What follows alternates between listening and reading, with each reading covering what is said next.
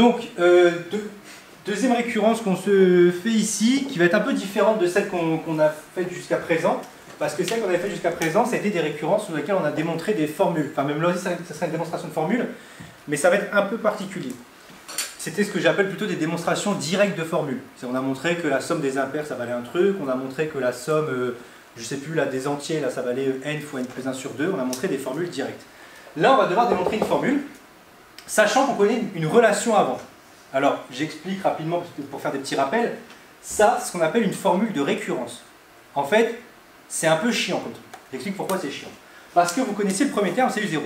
Ça vaut U1. Non, U0, excusez-moi, ça vaut 1. Si vous voulez U1, ben, il faut que vous remplacez là-dedans par U0. En fait, c'est ça qu'elle vous dit la relation. Si vous voulez le rang d'après, UN plus 1, c'est le rang après UN.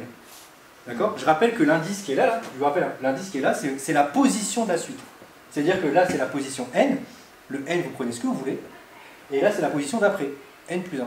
Si vous prenez 47, ben là, ça va être 48. 47 plus 1. Ça va? Donc, si cette suite-là, la seule chose que je vous donne sur cette suite, c'est ça commence par 0, enfin, ça commence par 1, U0 égale 1, et après, je sais juste que pour passer au terme suivant, ma relation, c'est ça. Truc tout bête, si je vous demande de me calculer U47, ben, il faut que vous calculiez U1, U2, U3, U4, jusqu'à U47. Parce que vous n'avez pas de truc direct pour vous donner U47.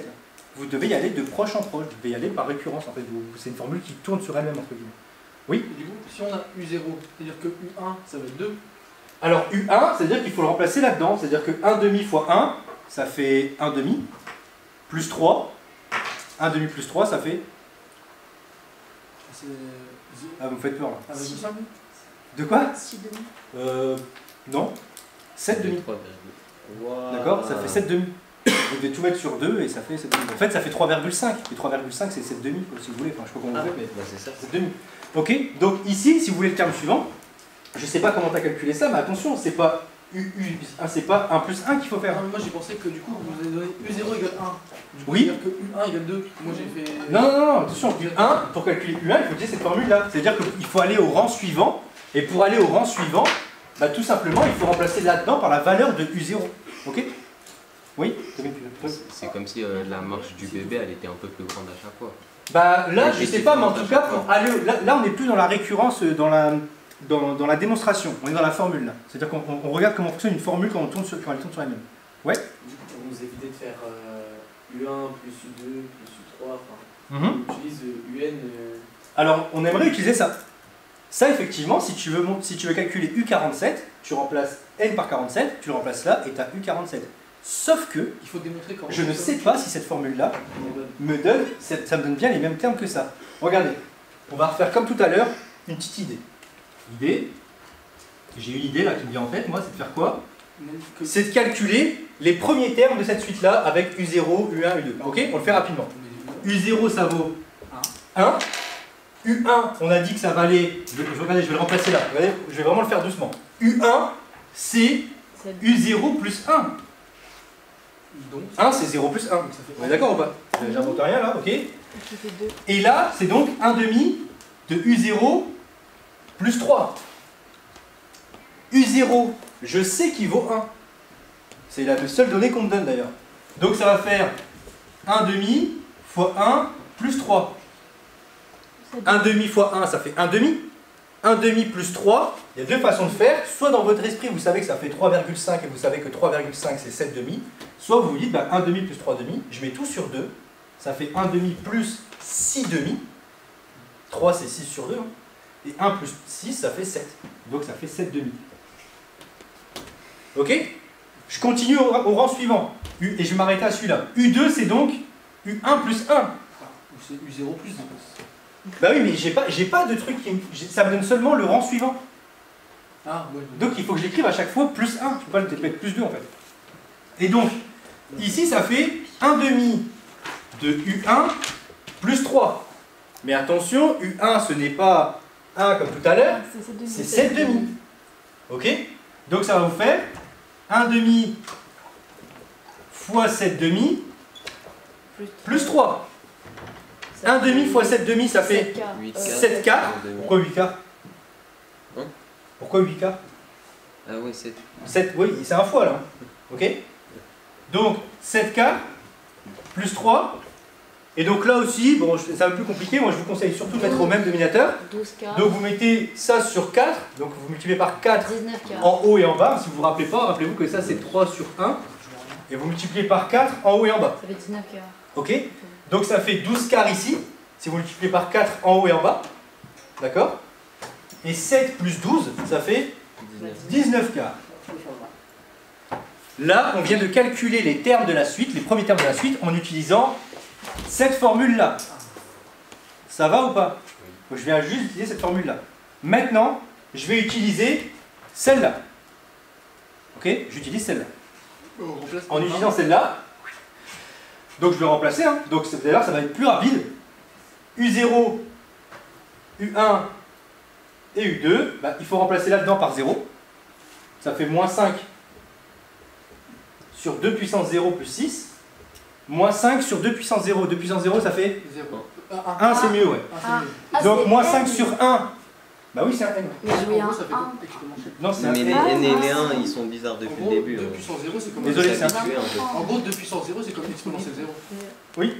Donc ça fait moins 5 sur 1. Moins 5 sur 1, ça fait moins 5. Moins 5 plus 6, ça fait 1. U0 égale 1. Youpi, au moins on a déjà un bon truc. Maintenant on continue. Moins 5 sur 2 puissance 1 plus 6. Ça fait quoi moins 5 sur 2 puissance 1? 2 puissance 1, ça fait 2. Ok? Donc ça fait moins 5 demi. Ouais. D'accord? Moins 5 demi plus 6, ben, on va aussi mettre 6 sur 2 pour l'additionner. 6 sur 2, ça fait 12 sur 2. 6, pardon, si je le mets sur 2, ça fait 12 sur 2. Ça fait 7. 7 demi. Donc ça fait, voilà, ça va faire moins 7 demi ici. Pardon, 7 demi sur 1. Juste 7 demi. 7 demi, c'est exactement ce qu'on a trouvé là. Oh, trop bien. Et je vous laisse faire U2, le calcul si vous voulez bien.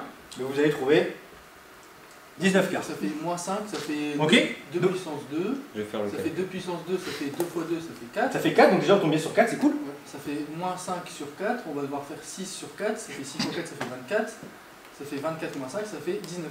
C'est bon. Ok. Merci Maxime. Donc vous l'avez. Je vous en prie. Alors je sais ce que vous allez me dire. Bah monsieur, c'est bon, on a démontré Non, là. il y a des chiffres. bah, Non, mais parce qu'on l'a fait que 3 fois. On va Je vous rappelle, c'est exactement l'argument que je vous disais, c'est pas parce que vous l'avez démontré pour les 3 premiers termes que c'est tout le temps vrai. Ça se trouve, au 3e, ça marche plus. Ou au milliardième, ça marche plus. Wow. Si ça marche plus au milliardième, je sais très bien votre façon de réfléchir, ça va être quoi? Ah, c'est pas grave, c'est loin. Non. En mathématiques, on s'en fout que ce soit loin. Il faut que ce soit tout le temps vrai. Ça, là, je marque ici, ça, c'est méga important. Quand vous dites que c'est vrai pour tout n, vous supposez que c'est vrai pour tout n. S'il y a un endroit qui ne marche pas, c'est pas vrai. Point barre. Si on a encore 2, c'est encore pire, et ainsi de suite. Donc vous ne pouvez pas me dire, je l'ai fait 3 fois, c'est bon. Ça fait quand même très peu de démonstrations. Exemple tout bête. Imaginons, je prends votre raisonnement là pour démontrer un truc dans la salle. Je prends quelqu'un dehors là, qui ne voit pas qui est dans la salle. Je lui dis, est-ce que tu pourrais me dire s'il y a plus de garçons ou de filles dans cette salle, d'accord? S'il y a plus de garçons ou de filles dans cette salle, est-ce que tu pourrais me dire ça juste en te faisant sortir les premiers termes? Bah, je vais tricher. Hein. Je fais sortir Léa, Manon, Jeanne, Pauline, j'y vais, oh, vas-y. Et là, il va me dire, bah ouais, il va y avoir beaucoup de filles. Hein. Bon, bah dommage, hein, parce que si c'est moi qui sera après, bah non, il n'y a pas que des filles. C'est comme ça, en fait, c'est important à comprendre. Le reste, quand vous faites un raisonnement en disant, j'ai fait les premiers termes, c'est bon? Non. Ça peut peut-être vous rassurer. Ça, c'est effectivement. Et moi, je préfère faire ça en général en termes d'idées pour vous donner un petit peu comment fonctionne la formule. C'est plutôt ça, en fait. C'est pour ça que ça m'intéresse de le faire avec vous. Parce que c'est pour vous dire, bah, vous avez vu qu'en fait, celle-là et celle-là, c'est la même. En tout cas, ça semble être la même. Mais elle se calcule pas de la même manière. Vous avez compris? Là, pour calculer les termes ici, à chaque fois, je dois connaître celui d'avant. Là, je remplace par n. Et c'est quand même plus confortable, ça. C'est plus confortable si on veut calculer U47. D'accord? Ça va beaucoup plus vite. Donc c'est ça, l'objectif, c'est de montrer que ça correspond bien à la même suite que celle-là. C'est bien la même. Ok? Oui? Ça se peut qu'un jour, on demande de démontrer un truc comme ça, et on fait une grosse démonstration, et au final, au terme 2, ça marche plus. Bah non, parce que si la démonstration elle est bonne, c'est beau. Ça veut dire qu'à un moment, dans ta démonstration, tu ne pourras pas démontrer que le UN que tu as trouvé est bon. Quoi. Et attention, par contre, vous pouvez avoir c'est peut-être un exercice que je vais vous donner un jour, mais vous pourriez avoir un exercice où on vous donne pas le UN à trouver. Faut que vous le sentiez vous-même en fait. Comment on fait? Là, il faut sentir un peu. Bah, c'est un truc comme ça. Non, c'est pas un truc comme ça. C'est Ouais. c'est beaucoup plus simple. Par C'est exemple, beaucoup plus quand simple. on devait faire ça l'année dernière, c'est ce que je faisais. Bah, Ouais, au pif, Non, je mais on mettais, prenait la formule à l'envers pour trouver. ouais. Si on doit juste démontrer que c'est faux et qu'à partir du troisième terme c'est faux et qu'on a fait. C'est pas la même chose. Effectivement, c'est une autre façon de démontrer. Là, tu démontres par un contre-exemple, effectivement, c'est ce qu'il faut faire. Quand vous devez démontrer qu'une formule est fausse, bah trouver un endroit où c'est faux. Ouais, c'est évident. Si vous... Et là, c'est pas le même type de raisonnement. En général, en mathématiques, c'est beaucoup plus simple de démontrer qu'un truc est faux. Vous trouvez un contre-exemple, le truc est démonté, quoi. Terminé. Parle plus, voilà. Quelqu'un vous dit ouais, cette formule-là, elle est bonne, vous trouvez un contre-exemple, c'est déjà arrivé dans l'histoire des mathématiques, ça. Qu'un mathématicien se dit ouais, j'ai trouvé une super formule, bon, il y a un collègue qui arrive qui dit bon, non, en fait, voilà. Pour n égale 463, ça marche pas. Bon, bah ça marche pas. Bah désolé, mais ça fait partie du jeu. C'est-à-dire qu'à un moment, il a merdé dans la démonstration. Ok. Après, il faut trouver où, parce qu'il y a forcément un endroit où c'est pas clair, mais c'est qu'il y a un endroit où c'était pas vrai. Et il faut bien comprendre ça, c'est que c'est pas le même type de raisonnement là qu'on fait, quand on fait du contre-exemple et quand on fait de la démonstration par récurrence. Donc allons-y. Ici, on va, comme tout à l'heure, on va faire nos étapes, là, nos 5 étapes, en sachant que les premières sont faciles. Hein. Première étape, on écrit la proposition. Donc, soit n appartenant à grand N, donc là ça marche pour tous les n, hein, pas une étoile. On pose. Qu'est-ce qu'on pose? On pose la propriété Pn. Pn, je vous rappelle que c'est ce que vous devez démontrer. Qu'est-ce qu'on doit démontrer ici? On doit démontrer que les deux suites sont égales. Alors non, c'est marqué dans la question ce qu'il faut montrer. Hein. Oui. Que Vas-y, vas-y.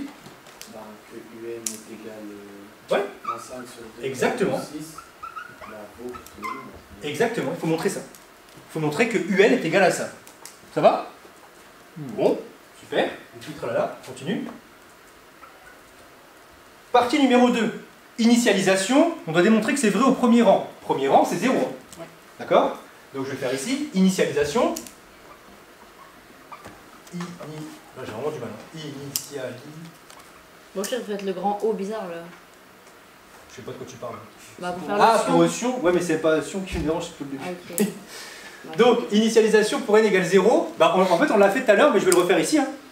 Vous faites d'une part et d'autre part. D'une part, qu'est-ce qu'on sait? Le membre de. D'une part, on n'a pas besoin de membre ici. Hein. D'une part, U0 égale 1. 1, c'est donné dans l'énoncé. Ah oui. On n'a même pas à le calculer, c'est donné dans l'énoncé.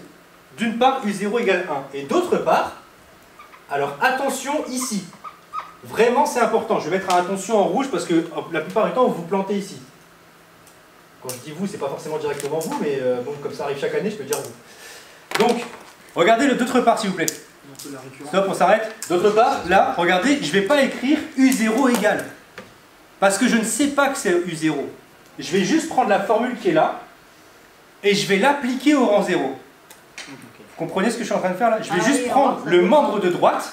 Je vais juste prendre ce membre-là, regardez bien. Donc oui, ça vaut 1. Et voilà. Et je vais l'appliquer en 0. Mais vous avez vu que je n'ai pas écrit U0 égale. Parce que je ne sais pas que ça vaut U0 encore. Je dois le démontrer justement. Et si vous montrez que ça fait 1 à la fin, bah c'est que ça vaut bien U0. Ça va? Oui. C'est pas la même chose. Hein. Si vous écrivez directement U0 égale ça, bah basta, vous arrêtez, vous avez fini. Vous voulez décrire que U0 égale ça, bah c'est fini. Là, vous devez démontrer que c'est bien égal au rang 0. Donc on prend le morceau, on voit si ça fait 1, et si ça fait 1, c'est U0. Ok? Et bien 2 puissance 0, ça fait 1. Voilà, donc moins 5 plus 6, bah, ça fait 1. Bah, voilà, c'est fini. Donc ça vaut bien U0. Donc P0 est vrai. D'accord? Donc P0 est vrai. Mais là, on n'a que prouvé pour user. Oui, mais on est d'accord, hein, j'ai pas dit le contraire. Hein. On n'a pas fini la récurrence là. Non, On est juste au début. Hein. On a l'initialisation. On est aux 2 premières étapes. Là. On oublie le Non, faire Ça va aller. l'hypothèse.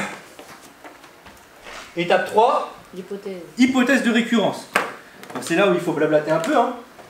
Donc, on suppose qu'il existe un entier K appartenant à grand N tel que PK soit vrai. Et c'est quoi PK vrai? Donc idest, hein, c'est-à-dire PK vrai. C'est que U0 égale 1. Bah non. Si P, il existe un entier K tel que PK est vrai, C'est que UK est égal à. voilà, UK. Ah, UK est égal à. UK égale à moins 5 sur de 2 puissance K. Plus 6. Ah ouais, K du coup. Voilà.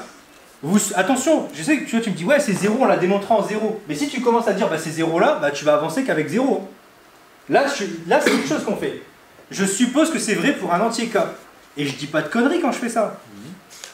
Je l'ai montré que c'était vrai pour un entier K.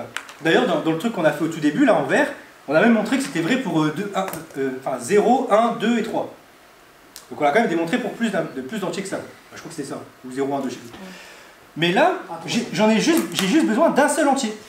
Si c'est vrai pour un entier, je peux continuer ma récurrence. Je vous rappelle, hein, c'est l'histoire de je suis capable de monter un escalier ou je suis capable de pousser un domino. Maintenant, ce que je vérifie ici, c'est est-ce que j'ai le même écart partout. C'est ça le truc. Si je peux faire ça, j'ai fini. D'accord? Parfait. Donc, on suppose que c'est vrai au rang K. Montrons que PK plus 1 est vrai. Montrons que PK plus 1 est vrai. C'est quoi PK plus 1? Et alors attention, là on s'accroche le slip. C'est moins Donc 5 sur 2. on remplace tout par K plus 1. Ouais. La proposition de dessus, on remplace tous les K par K plus 1. Donc, Ça veut dire 2 UK plus 1 égale, ouais, moins 5 sur 2K plus 1. 2K plus 1 plus 6. C'est ça que vous devez démontrer.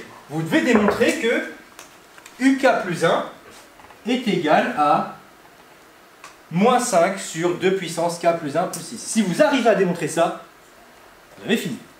Oui? Le K plus 1, c'est une marche en gros. C'est ça. En fait, là, toi, tu sais que tu as réussi à le faire au début. Maintenant, tu le mets à la marche numéro K et tu dis, est-ce que je peux aller à la marche K plus 1? C'est ça que tu es en train de faire en fait dans la récurrence. Donc là, on est en train de se dire, est-ce qu'on peut passer, sachant ça, est-ce que je peux arriver ici? Est-ce que je peux montrer que UK plus 1, ça s'écrit comme ça? Et là, du coup, on fait l'hérédité. D'accord? Et là, on fait l'hérédité. D'accord? Donc je rappelle que l'hérédité, c'est le moment le plus compliqué parfois de la démonstration. Mais je vous assure que là, les démonstrations qu'on fait ici, elles sont pas si dures que ça. La plupart du temps, c'est les mêmes recettes qu'il y a derrière. C'est juste que les premières fois qu'on voit des récurrences, c'est hyper perturbant comme façon de réfléchir. Mais c'est normal. Donc c'est soit K appartient à IN. Et Alors effectivement, on va prendre un cas, hein, soit K appartenant à N. Alors c'est notre cas de tout à l'heure, hein, celui qu'on suppose qui existe, C'est d'accord? N étoile ou N étoile, juste N? Non, c'est N ici, hein, C'est N. c'est marche pour N égale 0 ici. Ah ouais. D'accord? Et bien moi je vais partir de UK plus 1. Ça vous va ou pas si je pars de UK plus 1? Oui. Bon, de toute façon, vous n'avez pas trop le choix. Donc UK plus 1, mais attention, ne m'écrivez pas que UK plus 1 est égal à ça. Ah non. Vous devez le démontrer. C'est égal à 2. Là, faut Montrer que UK est égal à moins 5 sur 2K plus 6. Il faut montrer ça. Mais alors j'ai entendu un truc qui m'intéressait là-bas. Là. On va partir de 1 demi de. Exactement. On a cette formule-là. Là. On l'a pas oublié. Je vous rappelle qu'elle vous donne UK plus 1 et dans la formule juste en dessous, vous avez du UK. Et moi ça m'arrange parce que regardez, si là j'ai UK plus 1, là-dedans je vais avoir UK. Et UK, je sais qui est-ce. Maintenant il faut espérer que tout ce merdier ensemble, Ça marche. ça donne ça. Bon, on croise les doigts. Donc 1 demi, donc vous êtes d'accord avec moi que UK plus 1, c'est donc 1 demi de UK plus 3. Si j'utilise la formule. Oui. Vous êtes d'accord avec moi que cette formule-là, elle marche pour tout N. Donc elle marche pour mon cas en particulier là. Oui. Ok? Mais UK maintenant, je sais qui est-ce. Le UK qui est là, je peux remplacer par ça. Je suppose que c'est vrai au rang K, la formule. Donc je remplace UK par ça. Donc regardez ce qui va se passer. 1 demi facteur de moins 5 sur 2 puissance K Plus 6. plus 6 Plus 3. Plus 3. plus 3. Pardon. Décidément. Vous êtes d'accord avec moi? Regardez, j'ai fait un truc qu'il ne faut pas oublier, s'il vous plaît. Je vais même les repasser en rouge pour que vous voyez bien. Les parenthèses. Les parenthèses, Je les ai oubliées. elles sont hyper importantes. Parce que là, vous êtes d'accord avec moi que c'est 1 demi multiplié par UK. Oui. Et bien si UK c'est tout ça, vous devez multiplier 1 demi par tout ça. Si vous ne mettez pas de parenthèse, vous multipliez qu'une morceau du UK. Ce qui est faux. D'accord? C'est important à avoir en tête ça. Regardez, retenez un truc tout bête. Imaginons que 1 demi, ce soit un SMS que vous voulez envoyer à quelqu'un. Un SMS ou un message. Si vous envoyez un SMS à un groupe de personnes. D'accord? Imaginons que UK c'est un groupe de personnes. Si vous dites mon SMS, je veux l'envoyer à mon groupe de personnes, bah, vous devez mettre votre groupe de personnes entre parenthèses pour que ça se distribue à tout le monde. Si vous ne mettez pas vos parenthèses, vous allez distribuer votre SMS qu'à la première personne. Et le reste n'aura rien. Ça va? Donc si je remplace UK par un morceau, comme ça, je fais en sorte que tout le monde soit distribué du 1,5 qu'il y a devant. Oui? Bon. Maintenant, je développe. Bon ben là, il faut espérer. Hein. Donc ça fait 1,5 fois moins 5 sur 2 puissance k. Ben, 1,5 fois moins 5, ça va faire moins 5. Oui. Et 2 fois 2 puissance k, 4K.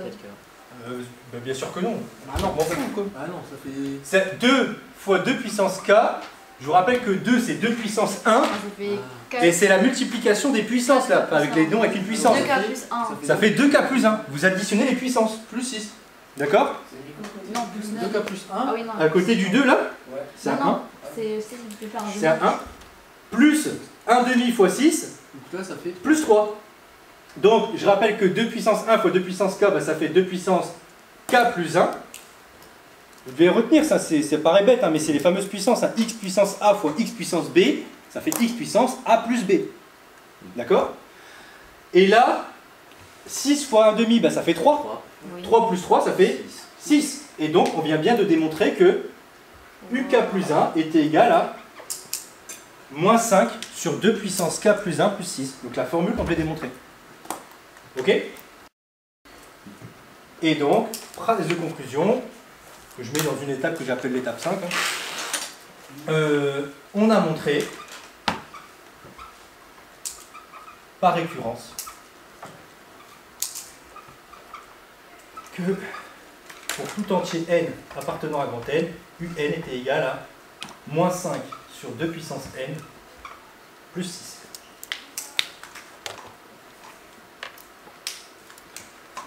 Donc souvent là, je vous rappelle le petit carré, on va peut-être le mettre là.